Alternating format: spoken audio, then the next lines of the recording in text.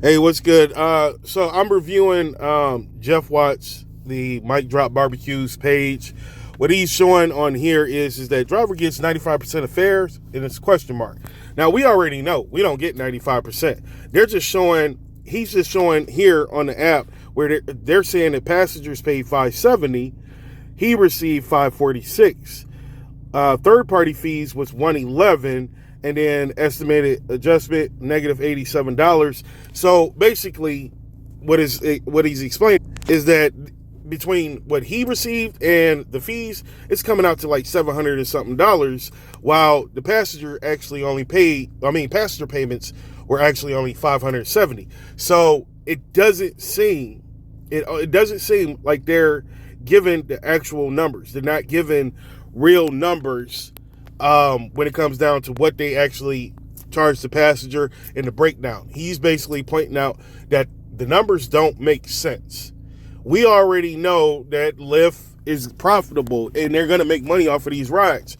But here's the thing, and I think this is what he didn't explain, at least not in this short, is every time when they send out a ride request, customer books a ride, right?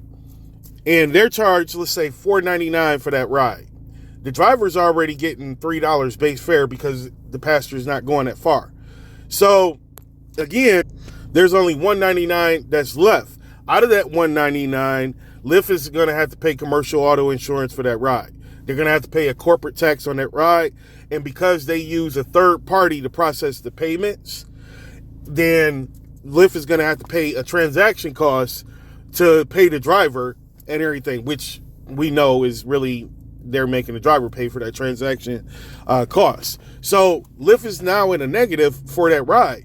Now, if that rider who was charged $4.99 for that ride, if the first driver that was near them ended up declining that ride and another driver declined it, the payout for that ride is going to change, maybe 5 cents, maybe 15 cents, and it's going to go up higher, which means Lyft is going to lose more money on that ride because they're paying the driver more and more and more as other drivers are declining that particular ride. So again, it can end up going up an additional dollar that they have to pay the driver. So instead of paying the driver $3, they end up paying the driver $4. Now, also what's a factor is that every time when one driver declines it, another driver may accept it, but then now bonuses might just pop out. If bonuses pop out for that driver in that area, now that driver's getting an additional $2 on the ride. So now instead of them getting paid $3, they're getting paid $5 for that ride. And again, what did we say? The passenger paid $4.99? Okay, so now the driver's getting paid more than what Lyft is going to get paid off of that ride. So Lyft is going to look to make the difference up. That's what they're going to do. So they're going to offer you less money on another trip. Usually, when you're dropping a passenger off, there's another passenger nearby, and so they're going to try to pay you less, or they're going to try to charge that passenger more money to balance out the other ride. So at the end of the day, because they're not pricing the rides properly, they're discounting passengers. They have to pay drivers more because drivers don't want to accept anything under $5 as is. They end up losing money on these trips. Should we worry about them if they're making money or losing money? No, because they're going to make it up. They're going to make it up by trying to offer you less money, especially when there's a passenger that's going to be close by. They have already charged that passenger an extra $3 or $4 on that ride. The driver's likely to take it because it's an easy pickup. However, let's just say it's the passenger is traveling 7 miles. And they're trying to pay you $4 or $5 for that. You're not going to accept it, even though the pickup is at the drop-off location of the current passenger. You're still not going to accept it. You're like, $4 for 7 miles? No. Now, sometimes they'll offer you 5 or maybe even 6. But nevertheless, it depends on what they already charged the passenger. Because again, they're trying to make up for that ride that they gave you a bonus on, and the passenger only paid $4.99. You got a $2 bonus, so you was paid $5, and they only took 99 cents off of that ride. So they're constantly trying to balance things out because drivers are cherry picking. And it's simple. If you want to be profitable, if you don't want to lose money, listen to what the drivers want. Listen to what they want. They want $2 per mile. I already have to pick somebody up for free, right? I got to pick them up for free. That's gas, wear and tear, mileage on my car. I have to pick them up for free. Why is it that I can't get paid $2 a mile for the distance that they're traveling at bare minimum? They're traveling 8 miles. Why can't I get $16 when I have to travel and pick them up for free? I'm not being paid for my time. I'm not being paid for my miles, my depreciation, my wear and tear to my vehicle. I'm not being paid for none of that picking that passenger up. So why is it that I can't make $2 per mile with that passenger inside my vehicle? It just doesn't make any sense. So if you're still not getting it, I'm going to explain this. You look at the passenger payments of $591, and then you look at how much they paid the driver, which was me, which was $539. So add from that $539, add the external fees, meaning insurance, processing fee for the transaction, all of that. Because there's a processing fee for the passenger's processing fee, and then there's also going to be a processing fee to send the money to the driver's account. And so if you check this out, and I believe that Lyft, what they're doing is that they're not actually, as far as, if you go on their site, you'll see that they explain to passengers, or on the app, you'll see that they explain to passengers that their account isn't charged until the end of the day. So the drivers are being paid after the ride. Lyft is pretty much crediting that ride based off of the passenger. So every day when a passenger requests a ride, they put the money on hold. They don't charge the account to the end of the day after all their trips are complete. So if that passenger takes 3 or 4 trips, the money has been put on hold those 3 or 4 times, but the hold is lifted and charged to the account at the end of the day. So they're really just crediting out of their own accounts, paying the drivers so that they can avoid paying the transaction costs each time for the for that particular passenger. I'm gonna do another video to explain a little bit more in depth on how that actually works.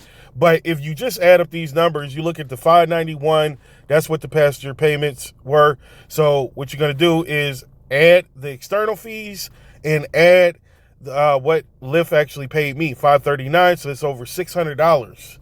Over $600 that is being accounted for before you get to the Lyft fee, which is the $25.39, which they're showing is in a positive. So something's not right there, because they're showing way too many numbers, but it's not adding up based off of the passenger payments. But as I always tell other drivers, don't freak out about that.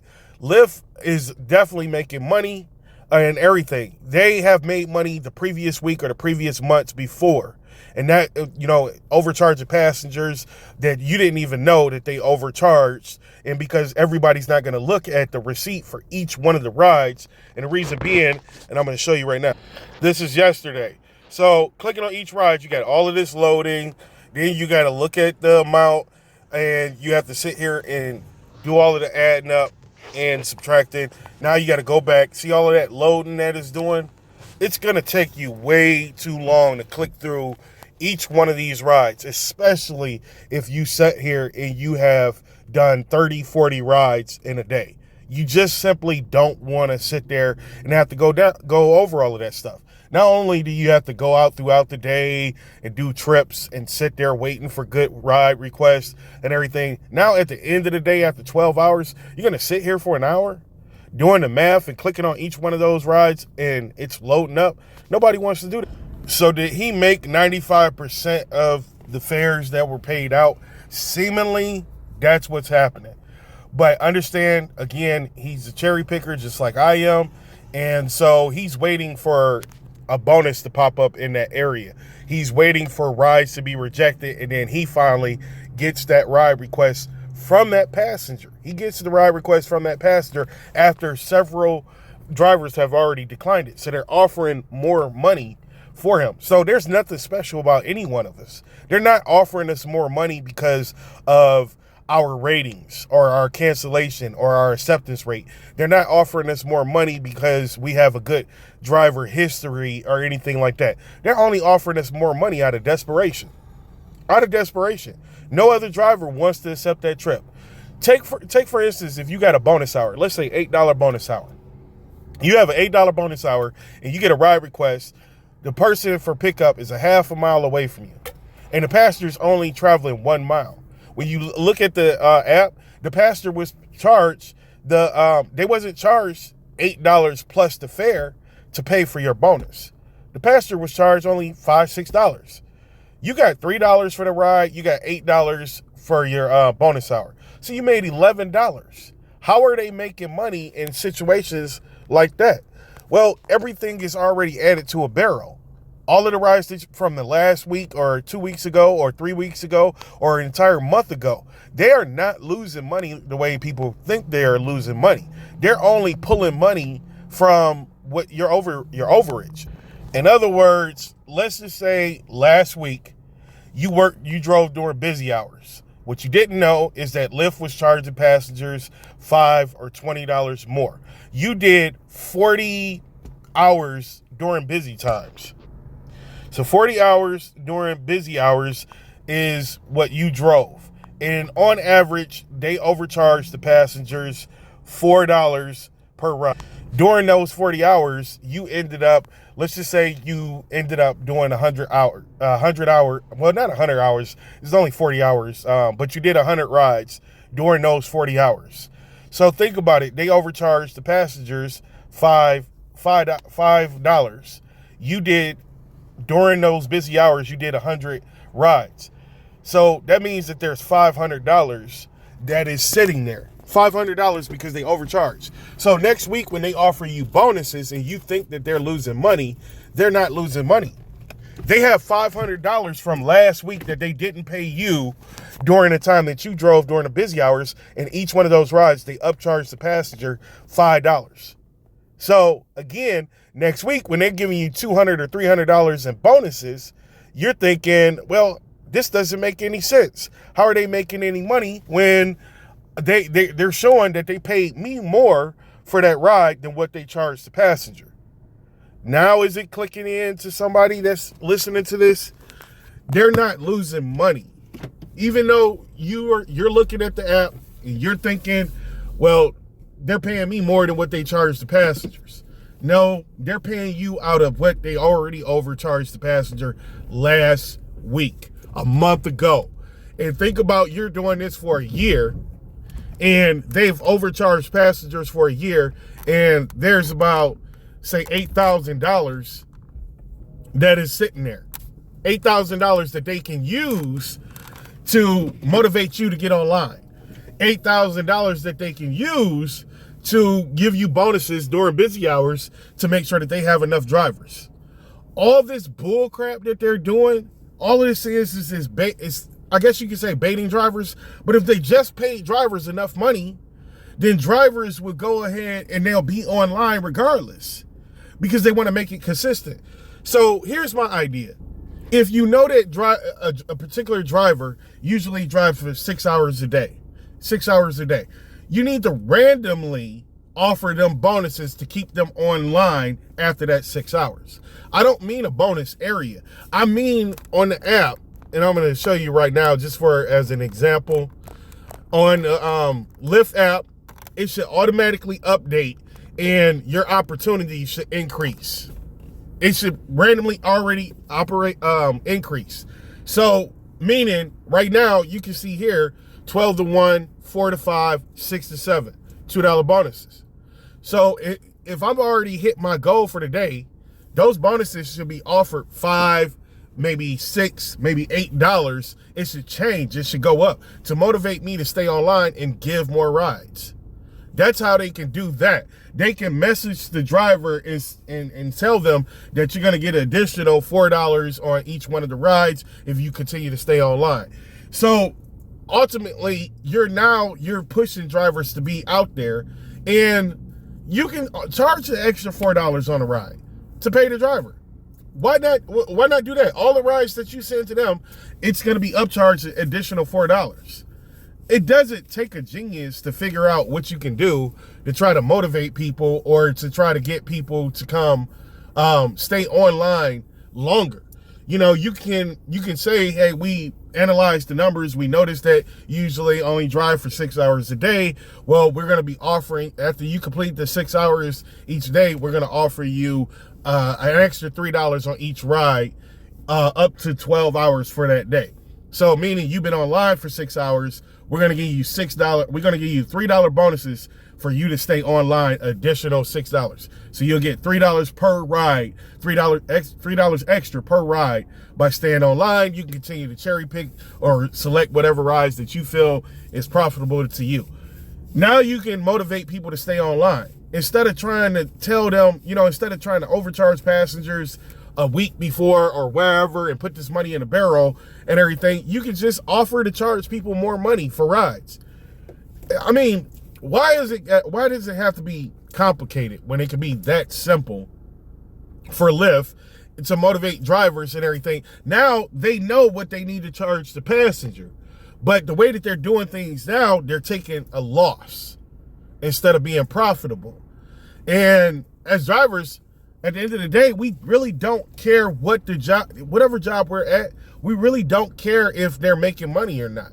I mean, look at people at Popeyes. They're slow as hell. They don't move nearly as fast as they should be to try to push orders out. I mean, we all been in line for 15, 20 minutes just to get an order. So, I mean, that means that if it's taking me 15 minutes to get my order in the drive-through, then that means that you guys are only doing 4 orders an hour at an average of $10 or $12 and everything. You're barely being able to cover the cost of the food and pay for the employee wages. This is why that company is struggling so hard. It's pretty much because people are playing around and goofing off, and they got attitudes, and people don't want to come back to the restaurant or whatever the case is. But it's not complicated to understand. The math is not complicated or anything. It's simple. You have to look at the time period that it's going to take to finish things, and then you have to look at what the driver's profitability is going to be and everything.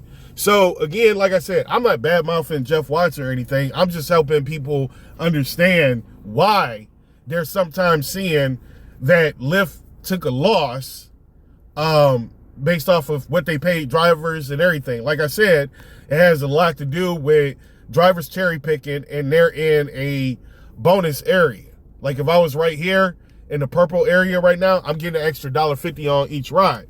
So if a passenger is only traveling a half a mile and Lyft only charged them $4.99, I'm getting $3 plus that $1.50 because I'm in that bonus out area. So I'm getting $4.50 off of that ride. Lyft only charged them $4.99. So they don't want to give me the short ride. That's why if they're giving you a $1.50 bonus and you decline the ride, you may lose the $1.50 bonus. Sometimes you might still keep the $1.50 bonus, but they're going to continue to send you riders that are maybe 5 miles away and the rider is traveling 8 miles.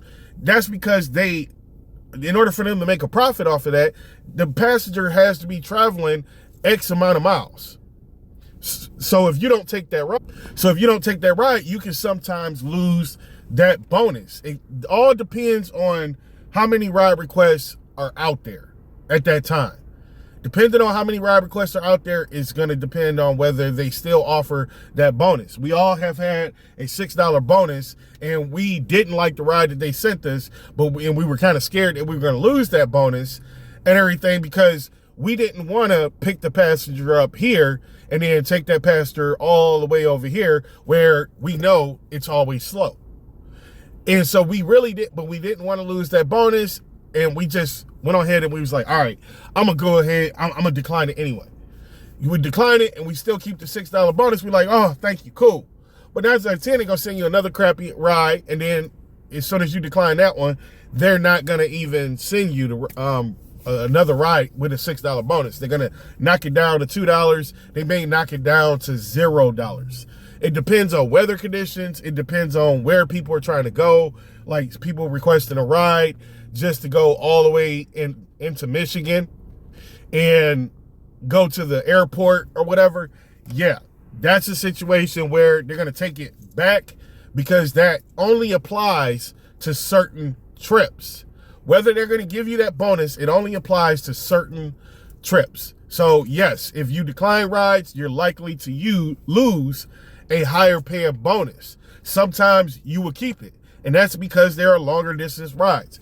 Sometimes you may decline an 8-mile trip with a $6 bonus, and you still keep that $6 bonus, but then they send you a trip where the passenger is only traveling 1.5 miles, and you're sitting there thinking like, wait a minute, why are they still putting this $6 bonus on this ride?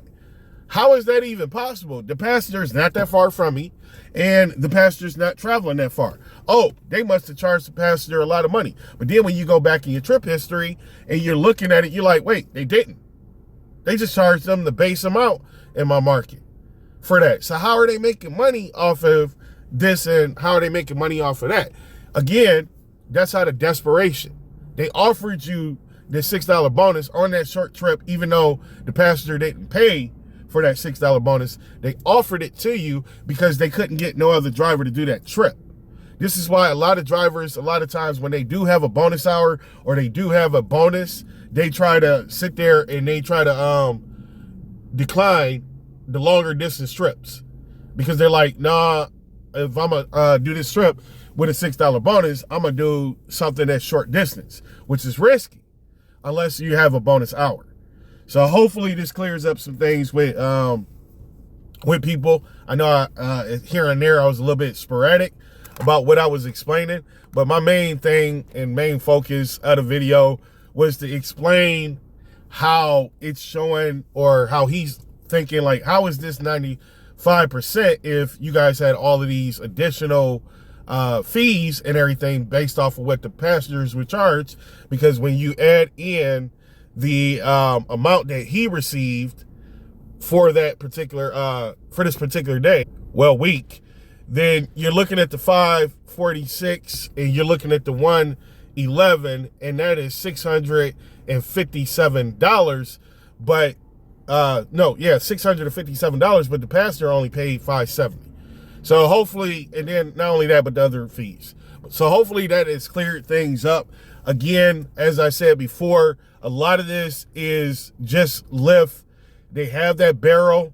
Your particular barrel is already filled up to a certain level.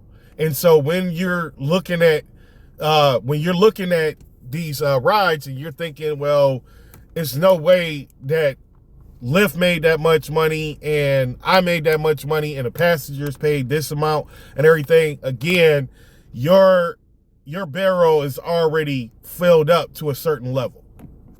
And they're only taking money out of that barrel to offer you bonuses if you accept a ride in this area, or bonus hours and everything. They can't sit here and just one regular day, every passenger during that hour that they send to you, they're paying an extra $8. That is not what's happening. This is why every week the bonuses change and they're different. If you message Lyft in the app, this is why they don't give you any real answer to what's going on. When you talk to them on the phone, that's why they don't give you any real answer to what's going on. But if you really sit there and you track the rides, you'll understand what I've come to conclude on what's happening. Appreciate you. Thanks. Please like and share and subscribe.